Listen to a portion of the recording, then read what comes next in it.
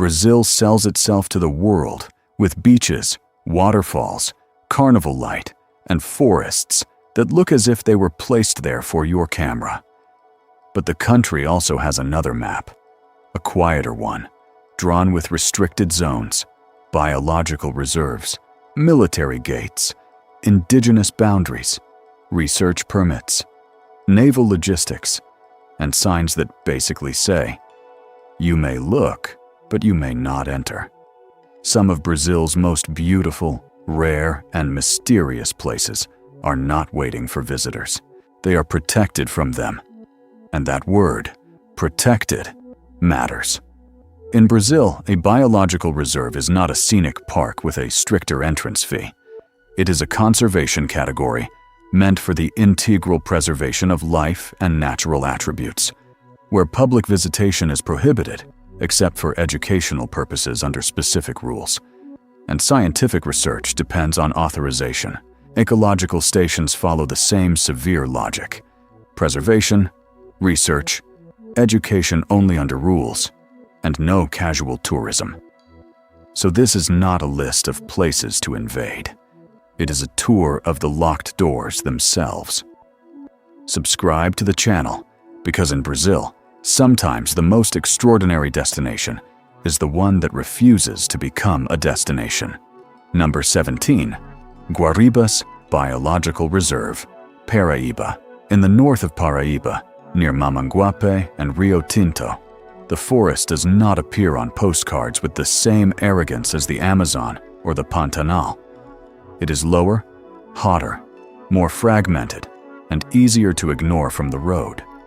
But that is exactly why Guaribas matters. The Guaribas Biological Reserve protects one of the remaining pieces of northeastern Atlantic forest, a biome that once covered much of the coast and now survives in patches, like old memories between farms, roads, and towns. Its creation decree placed the reserve in Paraíba with more than 4,300 hectares, divided into separate sectors. To the casual traveler, the landscape may look like just forest, but inside, there are monkeys, birds, insects, temporary lagoons, and scientific stories that do not need tourists stepping on them to become real. You do not go there to spend a weekend. You go near it to understand that even close to cities, Brazil keeps fragments of wilderness under lock and key. Guaribas is not dramatic because it is unreachable. It is dramatic because it is almost too easy to reach. And still, you must stay out. Number 16. Comboios Biological Reserve, Espírito Santo. On the coast of Linhares, in Espírito Santo, Comboios looks like a beach that made a decision against tourism. There is sand, wind, open sea, and the kind of horizon that makes people imagine umbrellas, coolers, and vacation photos. But this stretch of coast belongs to a different rhythm. Comboios is a federal biological reserve in the marine coastal biome, with 833.23 hectares, created in 1984. It is deeply connected to the protection of marine turtles. ICM Bio notes that the reserve was created to protect turtles that reproduce on the region's beaches, especially leatherback and loggerhead turtles, after the installation of a Tamar base in 1982. So the beach is not empty because nobody noticed it. It is empty because something older than tourism comes ashore there at night. A turtle dragging herself through the sand is not a tourist attraction. It is an event that existed before the road, before the hotel, before the selfie. Comboios is one of those places where the sea invites you closer, and the law gently answers, no, not this time. Number 15. Poço das Antas Biological Reserve, Rio de Janeiro. Poço das Antas in Silva Jardim does not begin with a landscape. It begins with a face. The golden lion tamarin, small, fiery, almost theatrical, with a mane that looks invented by a mythmaker with a sense of humor. This was Brazil's first biological reserve, created in 1974, and it protects more than 5,000 hectares of Atlantic forest in Rio de Janeiro. ICM Bio lists the reserve in the Mata Atlantica biome and names the golden lion tamarin among the threatened species protected there. The agency has also described Poço das Santas as the first biological reserve created in the country, designed to protect coastal Atlantic forest and threatened species. At first glance, this is not a place of danger. It is not a military zone, not an island full of venomous snakes, not a nuclear installation. Its restriction is quieter and more elegant, a living laboratory where the recovery of a species matters more than the curiosity of a visitor. You can admire the golden lion tamarin in documentaries, photographs, and conservation stories. But the forest itself does not need your footprints to prove its importance. Number 14. Tingua Biological Reserve, Rio de Janeiro. The Baixada Fluminense is not usually imagined as a borderland of forbidden forest. People think of traffic, heat, train lines, concrete, industry, neighborhoods, the endless sprawl of metropolitan Rio. And then, suddenly, there is Tingua, a green wall rising behind the city. The Tingua Biological Reserve protects 24,112.90 hectares of Atlantic forest, according to ICM Bio, with dense forest formations and a creation decree from 1989. Other ICM Bio material emphasizes its importance as a water-producing basin and a major protected Atlantic forest area, bordering municipalities such as Nova Iguaçu, Duque de Caxias, Petrópolis, and Miguel Pereira. That is the strange power of Tingua. It is near millions of people, yet inaccessible in the ordinary sense. You may live close enough to see its mountains in the distance, but not close enough to treat it as a weekend trail. The forest seems to stand there like an accusation. The city pressed forward. The reserve answered by becoming a boundary. In Tingua, the mystery is not remoteness. The mystery is proximity. Number 13. Gurupi Biological Reserve, Maranhão. Now the list darkens. Gurupi in Maranhão is not merely protected because it is beautiful. It is protected because it is under pressure. The Gurupi Biological Reserve sits in the Amazon biome and covers 271,197.51 hectares, according to ICM Bio. This is Amazonian Maranhão, a region where biodiversity, land conflict, logging pressure, fire, and illegal occupation turn conservation into something less romantic and more like a continuous defense operation. ICM Bio has reported operations in Gurupi aimed at reducing environmental crimes such as illegal timber extraction, deforestation, invasions, and criminal fires. From above, Gurupi can look like a great green mass. On the ground, it is a contested frontier. There are species there that most Brazilians will never name, rivers that do not appear in tourist guides, and forest sounds that exist under the constant threat of chainsaws and flame. This is not the kind of place where hidden gem is a cute phrase. Here, hidden can mean surviving. Number 12. Arvoredo Marine Biological Reserve, Santa Catarina. Off the coast of Santa Catarina, near one of Brazil's most famous vacation regions, the sea turns blue in a way that feels almost suspicious. Islands rise from the water. Rocks cut the horizon. Fish move through clear marine corridors. It looks made for diving brochures. And then comes the restriction. The Arvoredo Marine Biological Reserve is a federal unit in the marine coastal biome, with 17,104.60 hectares, created by decree in 1990. ICM Bio lists threatened species protected by the unit, including turtles, groupers, rays, whales, seabirds, and other marine life. The irony is almost cruel. Arvoredo sits near places that live from tourism, boats, diving, beaches, and the promise of access. But the most sensitive parts of the archipelago are not simply another playground. The reserve exists because the underwater world is not scenery. It is habitat, nursery, refuge, and scientific archive. You can look at the water and imagine entering it. The reserve exists to remind you that beauty is not permission. Number 11. Guanabara Ecological Station, Rio de Janeiro. Few names in Brazil carry as much urban weight as Guanabara. The bay is a symbol, a wound, a postcard, a port, a memory of imperial entrances and modern pollution. It is surrounded by city, industry, roads, boats, and millions of people. And hidden in this heavily human landscape is the Guanabara Ecological Station, a marine coastal protected area of 1,136.25 hectares, created in 2006.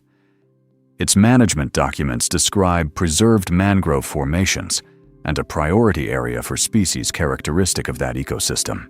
This is one of the best contradictions in Brazil, a restricted ecological zone inside one of the country's most famous metropolitan regions. Mangroves are not glamorous in the way beaches are glamorous.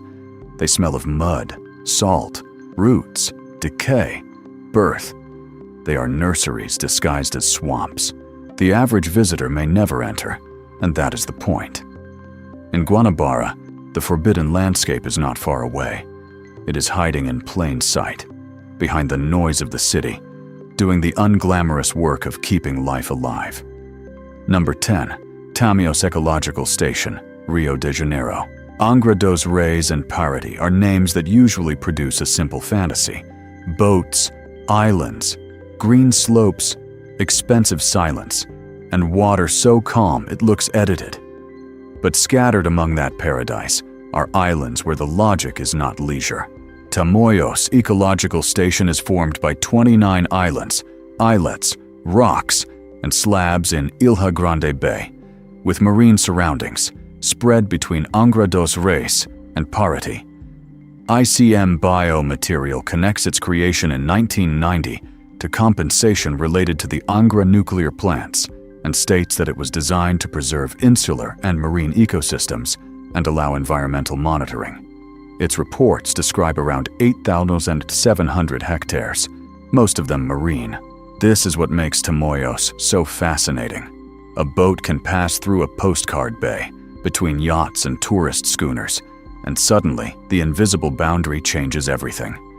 One island is leisure, another is science. One beach receives visitors, another says, "Not you." Brazil's coast is full of islands. Tamoios reminds us that not every island belongs to vacation. And if you are still here, subscribe. Because apparently, even paradise in Brazil comes with fine print. Number 9. Time Ecological Station, Rio Grande do Sul. In southern Brazil, between water, wind, road, and sky, the Time wetlands stretch out with a kind of horizontal power.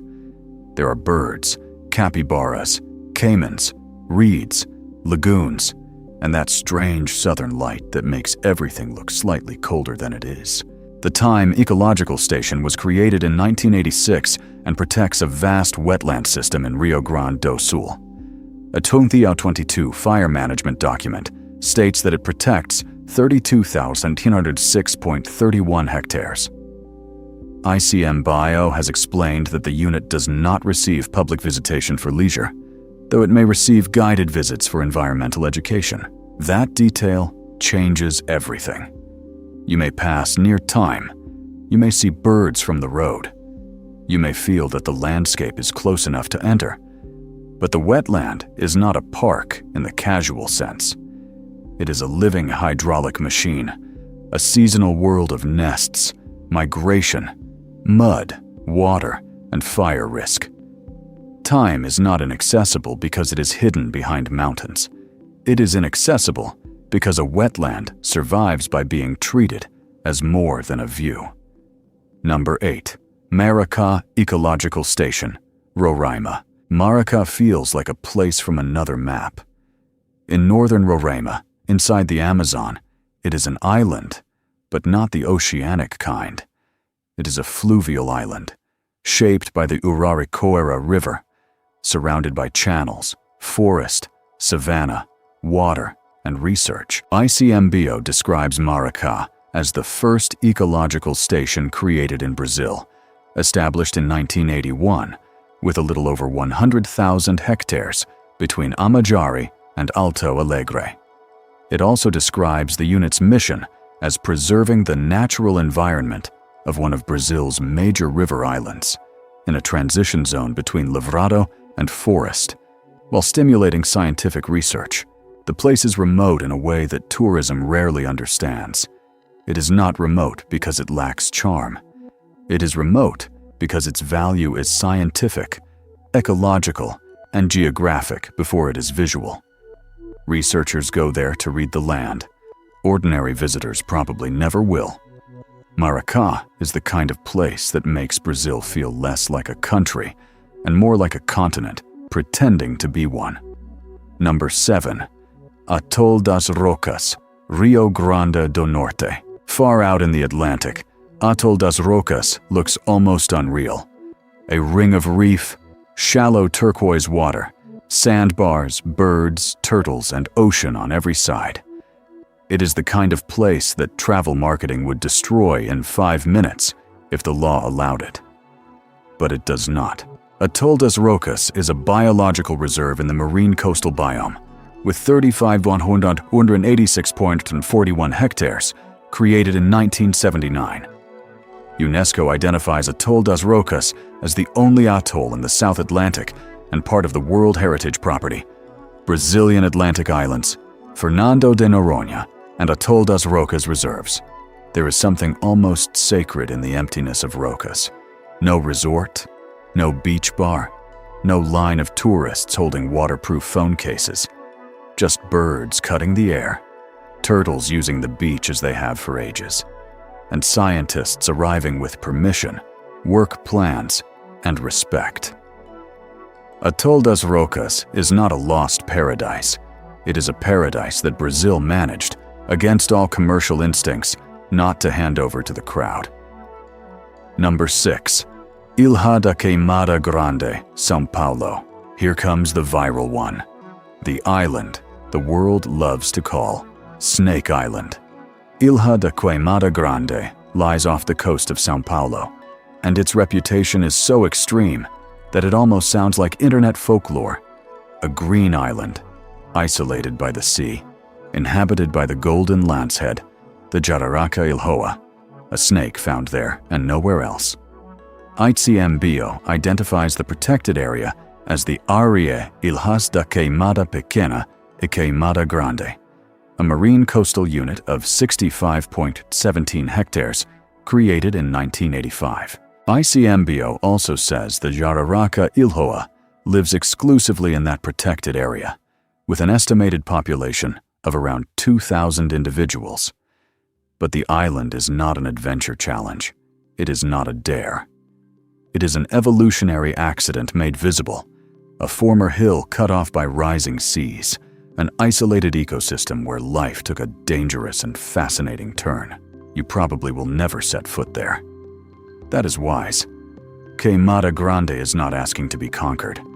It is asking to be left alone with its snakes. Number 5. Trindade and Martim Vaz Archipelago, Espírito Santo. Now Brazil leaves the coast behind and becomes ocean. Trindade and Martim Vaz lie far out in the South Atlantic, aligned roughly with Espírito Santo, in a blue emptiness that feels less like a destination and more like a statement of sovereignty. The Marinha do Brasil describes Trindade and the Martim Vaz Islands as the eastern mark of national sovereignty, and notes that access is restricted to military personnel and researchers. The Navy's Pro-Trindade program was created in 2007 to expand and coordinate scientific research on Trindade, Martim Vaz, and adjacent waters. Trindade is not a tropical island fantasy. It is volcanic, isolated, strategic, and continuously supported by naval logistics. To reach it, one does not simply buy a ticket. one enters an operation. There are beaches, yes. There are turtles, birds, rocks, and science.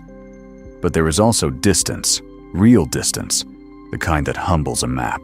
Trindade is Brazilian territory that most Brazilians will never see, and somehow that makes it feel even more Brazilian. Number 4. Alcântara Launch Center, Maranhão. Alcântara is one of the strangest landscapes on this list because the restriction is not only ecological, it is technological, military, and political. On the coast of Maranhão, near the equator, the Centro de Lançamento de Alcântara is Brazil's main aerospace launch base. The Brazilian Space Agency has described it as central to commercial launches and tied to the Brazilian aerospace program, while noting partnerships involving the Air Force Command. AEB also reported that the Brazilian Air Force mobilized hundreds of professionals for a commercial launch operation and described the CLA as Brazil's principal aerospace base, with more than 4 decades of operations and more than 500 launches. But Alcântara is not just rockets and countdowns. It is also a place of communities, territorial controversy, quilombola history, and national strategy. It is a reminder that a restricted area can hold more than one kind of tension. The landscape may look open, sky, coast, wind, horizon. But the meaning is closed, guarded, bureaucratic, and explosive in every sense of the word. Number 3. Aramar Nuclear Industrial Center, São Paulo. At number 3, the landscape stops pretending to be scenic. The Centro Industrial Nuclear de Aramar in Iperó, São Paulo, is not a beach, not a forest, not an island. It is the invisible Brazil of laboratories, gates, guarded roads, engineering, uranium technology, naval ambition, and nuclear silence. The Navy says Aramar houses LabGene, a land-based model of the nuclear plant intended for the propulsion of the submarine Álvaro Alberto, Brazil's first submarine with nuclear propulsion. Recent Navy reporting also describes the Programa Nuclear da Marinha as focused on mastering the nuclear fuel cycle, from uranium production and enrichment to the safe operation of naval propulsion reactors. There is no tourist romance here, and that is exactly the point. Aramar is the kind of place most people only notice when a headline appears. It represents a Brazil that works behind fences, with badges, protocols, and acronyms instead of lookout points. Some forbidden places protect animals. Others protect people from weapons, accidents, espionage, and strategic knowledge. Aramar belongs to that colder category, the Brazil you cannot enter because the future, sometimes, is classified. Number 2. Yanomami. Indigenous territory, Roraima and Amazonas. There are places where restriction is not about danger to you, it is about danger from you. The Yanomami indigenous territory stretches across Roraima and Amazonas in northern Amazonia. FUNAI has described it as the largest indigenous territory in Brazil, homologated in 1992, covering more than 9 million hectares and inhabited by Yanomami and Yakwana peoples. FUNAI's rules for entering indigenous lands make clear that authorization is a formal process under the authority of FUNAI, requiring prior consent from the representatives of the indigenous peoples involved. This is not a place to romanticize from outside. It is not a human zoo, not an authentic experience, not a forbidden jungle adventure. The Yanomami territory is home. It is homeland, memory, health, vulnerability, language, cosmology, food, grief, resistance. The correct distance here is ethical before it is geographic. The question is not, can I get in? The question is, why do I think I should? Some doors are closed because what lives behind them has already suffered enough from outsiders. Number 1. Val do Javari, Indigenous Territory, Amazonas. At the top of this list is not the most beautiful place, though it may be beautiful beyond language. It is not the most dangerous, though entering it irresponsibly can be deadly.